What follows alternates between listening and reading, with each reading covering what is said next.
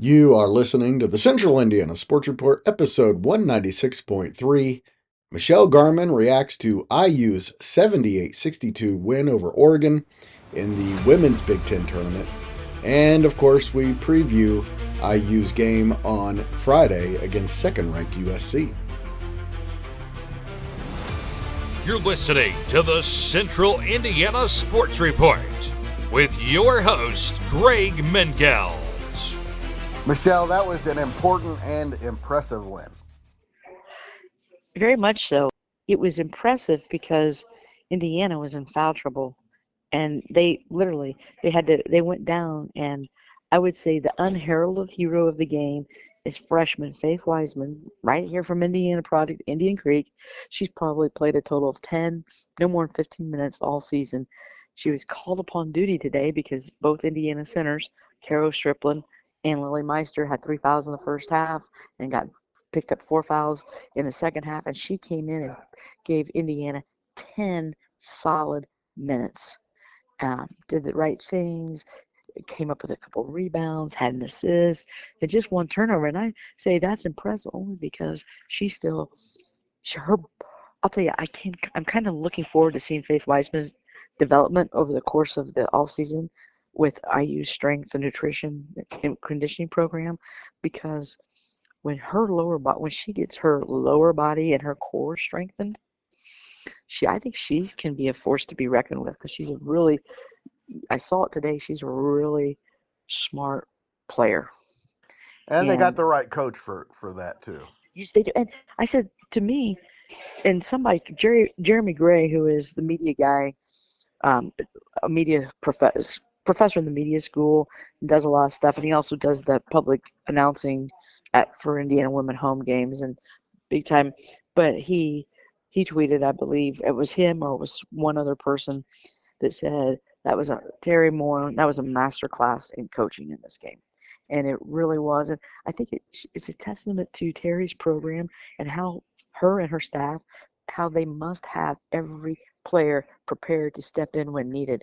Because, like I said, Faith came in, and in a game that, IU really needed to win, and just played outstanding. The guard play was outstanding. Shashevsky was tremendous. Tremendous. Tremendous. Offensive. Chloe Moore McNeil was good on both ends of the floor, and I thought she played like a player that showed that, it was a little tick that she was snubbed off the Big Ten all defensive team, and that was it was a snub. I've seen all those other players play, and Chloe's better than at least three of them on defense, and has been all year. Well, Michelle, But I really thought they came in prepared, obviously. Great first quarter, and then put their foot on their neck in the fourth quarter. oh, they did. They did. And you already came up big. You already had. Then she needed She was IU. great, too. When she scores, IU wins. And I go back and I'm sitting there thinking, Minnesota and Michigan, you definitely needed those. You should have had those games on the road. You already just didn't play well, and IU loses because she's a difference maker because of that threat, the nice 3-pointer, or just her ability to score. And when she's offensively in tune, IU just plays better as a whole team. But it was She moves it was well without the ball. She sets picks, which I like yes. seeing. And, she's a nice player. Yeah, and I still say this. I say, huge for IU too is, and because she really wasn't necessarily in foul trouble, and Terry's finding ways to get her a little bit of a rest, which I think Terry's realized is a little bit important. Is with Sydney Parrish. I know she doesn't like to have her off the floor for very long because her basketball IQ is out of this world, and you could tell because down the stretch in the fourth quarter, coming out of timeouts and different things, she's getting people in the little huddle, and you can tell she's telling them things defensively. She's telling them offensively where to go, and it's just and just having a knowledge and kind of a knack, and it's fantastic. But I use capable. I, you know, I I tweeted about the officiating in the first half because Oregon shot 13 free throws to IU's um, 4, and I don't care about that because you can have discrepancies. My problem is when you are not calling it both ways on both ends of the floor. And that's just my problem. But then IU in the second half, IU outshot Oregon at the free throw line. Now some of that was Oregon was having to foul at the end, except the one call they did not make, and I was so glad Chloe did not get hurt on the play. They literally were mugging her, turned her, grabbed her shirt, turned her around. She's starting to go out of bounds and threw it. It was like being flung out of bounds, and no call. She turned it over. Oregon scored, but it didn't matter because IU was already up like 18. So, but I was like, really, really, that's how players get hurt. Don't call if you're gonna like some of the ticky tack ones they called earlier, thinking Oregon's gonna foul, and it's like, okay, so now you think the game's over, so you're just not gonna call. Well, that's how players get hurt. That's my problem. But aside, it was a great win for Indiana. They came in very prepared. For a noon game, the crowd was not great, but what was in the crowd was red, obviously. I would expect, because tomorrow is Friday, I would expect that there might be a lot more people in attendance tomorrow at noon than maybe I think so. today. Because it's easier to Thursday take at a noon is a Friday hard off. ask. What's that? Thursday at noon is a hard ask. Yes, Friday it at is. noon is a little different. Yes, yes, it is. I So, expect a lot of cream and crimson at the field house. yes, and they played with people. Might not think they might look at USC, but Indiana played with USC. Did a great job in Assembly Hall. That Indiana just went cold at the wrong time. Um, but I thought Chloe and Shay and Lexi Bargesser did a great job on Juju for the most part. I mean, Juju, ended up shooting a lot of free throws, which star players get to the line when they drive like Juju, and she cashed in on them, which is what good players do. I mean, don't get me wrong, Juju is a very good player. I still think she's the third best guard in America behind the two Notre Dame guards, but she's really good. Another thing I want to say, Lexi Bargesser stepped in and played outstanding Yes, for she did. IU today too, because she hit a three, she made free throws. She, when they needed her, she she stepped up and really played well. And it'll be interesting to see how IU comes back. If they can win tomorrow, that'll be their 20th win, and that would make it, I believe, 11 straight, 9, 10, or 11, somewhere in there, 10 maybe, 10 straight Well, seasons. they're going to win an NCAA tournament game anyway, so. Yeah, with 20 straight wins for Yeah, the program. And I right. heard somebody They're going to get today, to 20.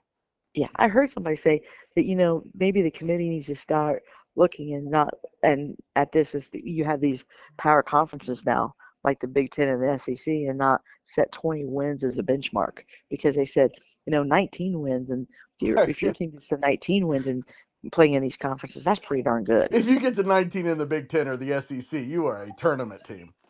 Yes. That's kind of silly. Yeah. Yeah.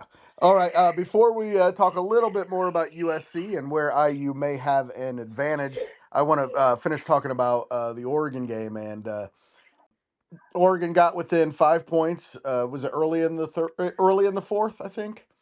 And I then think so. IU responded with 13 straight points. You had to love that.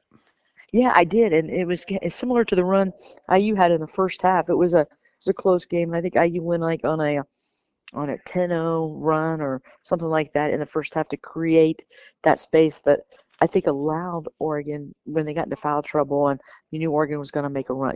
Good teams are going to make a run, especially when they've got a team battling foul problems and stuff, and knowing that, but because of the way they played early, that big run they had early gave them the space that they could afford some of that. And then they, like you said, they put their foot on the neck. They closed it out. I mean, end of the game. I think end of the game on a 14-7 run. But like you said, there was a lot more stretch in there. Some of those Oregon 7 points came in when it wasn't making a difference So Michelle, down the stretch. how does Indiana beat second ranked USC, which to me looks like one of 6, 7 teams that could win it all in a kind of, although Texas and USC I think are a little bit above the competition. It's not that big of a gap, and it looks like it's going to be a really good tournament. But anyway, how does Indiana beat USC? Well, first of all, one is you keep Juju in check as much as you can. You make her. What you don't want is Juju is not necessarily a great shooter or scorer. Right. But if she gets hot, and you don't want her hot early. You don't want her to get a rhythm early because then she can really beat you. The key is the transfer in. I can never pronounce the name. The big girl transferred in. That's a graduate student from Stanford last year, who is really, really good. They've got to make sure they keep her. They got to. IU has to rebound. They have to. I'm not going to say they have to win the rebound battle, but they can't get pummeled on the boards. They have to take care of the basketball. And I really think, and I do think Terry's really good. And I think IU's offense is kind of similar to what Michigan State runs because IU's offense, some of the back cuts and stuff that they were successful with against USC early. Like I said, the first time they met and the shooting just dropped off. I think USC, that's what cracks me up. They think they got two all defensive player teams because teams that pass and cut backdoor, or do a lot of moving ball, rolling. USC has not defended those teams Mm, well. Those are that's games good. that teams make runs or get beat on. And so By the way, I it was know Terry, Kiki Irafin is who you're talking about. yes. So the thing is to keep her off the offensive glass and to really don't make yourself easy to guard. Make USC have to guard. You know what I mean? Have to move to Yeah. guard you. I do know this. I do know when USC came to Bloomington, um, Terry's always gracious because when she comes out, she always heads, and a lot of times some of the assistants meet her. Now Brenda Fries, she came down because she knows Rhett Weir's been a couple of the other IU assistants really well, and Terry's always the last one out. So, but Brenda knew, so she came down so she could talk to the assistants when she came out. But Terry always meets, and Lindsay Gottlieb, USC's coach, met her, and I mean, she looked at the crowd and she said, told Terry, she goes, "This is incredible. This is incredible," because I think had over 10,000 there. IU averaged 10 women averaged 10,000 over 10,000 fans a game, and again, and Most of those weren't Brenda at noon Ford on a mentioned. weekday. Pardon? Most of those weren't at noon on a weekday. Yeah, it was. I mean that because it was they played at like noon on the weekend on a Sunday I think or Right. Saturday, but Weekends are but different. yes, but I mean I'm just saying that I think Gottlieb, I think they have enjoyed coming into the Big Ten and facing those crowds. Of course, they got beat at Iowa, but Iowa playing it right. That's the day they retired Caitlin Clark's jersey. That's brought her in. They're sold out, and that was a very ramped up crowd. And but Iowa and Indiana are 2 and 4 in the nation in average attendance, one and 1 and 2 in the Big Ten in average attendance, and then there's some other teams that they play that are up there. Like I said, what's impressive to me is how many Big Ten schools are in the top 25 in the nation in average attendance for women's basketball. Mm, It's pretty cool. it is. Can you tell me about Michigan's win over Washington? Did you get a chance to watch that? I watched some of that. Washington, Washington made a little run there in the second quarter, got a spread, but Michigan came back. I just think maybe Washington had to expend a little bit too much energy in beating Minnesota yesterday on the back-to-back. I might have, hurt them a little bit. The travel, they're a West Coast team. I remember I said it's going to be interesting to see how these West Coast teams handle early tip-offs. And even after the IU game, since I was at noon, and say you're tipping off at 2:30 West Coast time, that is what 11:30 a.m. That's right. It's a little it's a little different. It That's the only really thing I is. think IU. Yes, and so I think IU will have that on in its favor tomorrow. Yeah, they're going to be playing a game at 9 a.m. Their time, the first game in the tournament. That's you got to take advantage of that.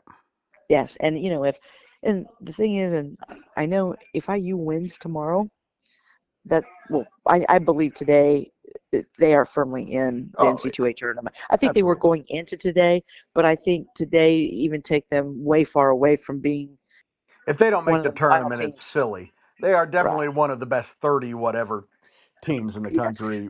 Yeah, I think if they could beat USC, though, I think they could get all the way up to maybe a 7 or 8 mm, seeding, which would be good.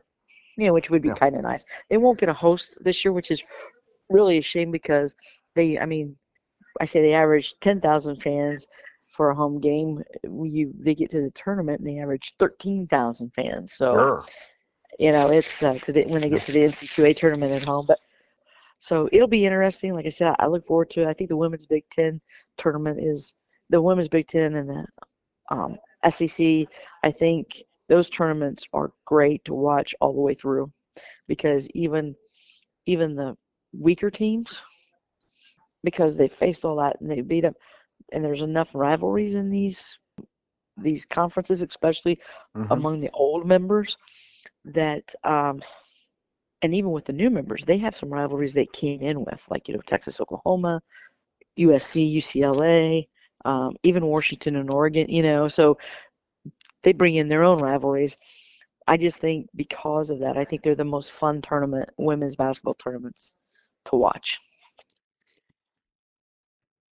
Thank you once again to Michelle Garmon, the Tipton Tribune and Elwood Call Leader Sports Editor and a season ticket holder for the IU women. I say it every time because it's true. She is the best. And thank you for listening. Please go like, subscribe, or follow us. We are at SoundCloud, Spotify, Apple, Amazon, and we would really like you to subscribe at our YouTube channel, even if you're subscribed elsewhere. We would really appreciate that. We want to start doing a lot of cool things there and need to be able to justify it with enough subscribers. Either way, our podcast streams there every single day. Also, if you're interested in seeing the Central Indiana Sports Report continue to grow and thrive, please share it with your friends and family.